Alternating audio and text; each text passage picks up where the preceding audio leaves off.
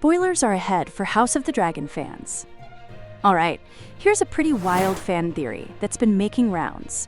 What if Alicent Hightower from House of the Dragon eventually becomes Melisandre, the Red Priestess we know from Game of Thrones? Sounds crazy, but it actually adds some really cool depth to her character and connects the two shows in a fresh way. So, we all know Melisandre as this mysterious, centuries-old sorceress who worships the Lord of Light. She's obsessed with the prophecy of the prince that was promised, and she's been around for ages, guiding heroes and shaping Westeros' fate with her magic and visions.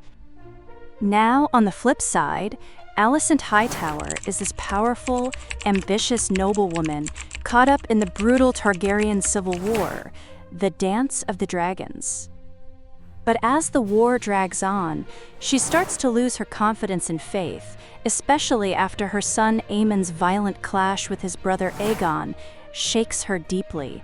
The weight of war and loss really takes a toll on her. Here's where the theory kicks in. What if Alicent's grief and shaken beliefs push her down a path toward magic and prophecy? Maybe she becomes the future Melisandre, embracing the Lord of Light's faith, gaining mystical powers, and living for centuries as a spiritual guide waiting for the prophesied savior. It would totally explain Melisandre's long life and her intense commitment to prophecy. Plus, it'd tie Alicent's political and personal struggles in House of the Dragon to the mystical forces that play such a huge role in Game of Thrones. Of course, this is all speculation, but it fits perfectly with the way George R.R. Martin's world blends politics, prophecy, and magic. If it's true, Alicent's story isn't just about power and war, it's the origin of one of Westeros' most enigmatic figures. So yeah, keep your eyes peeled.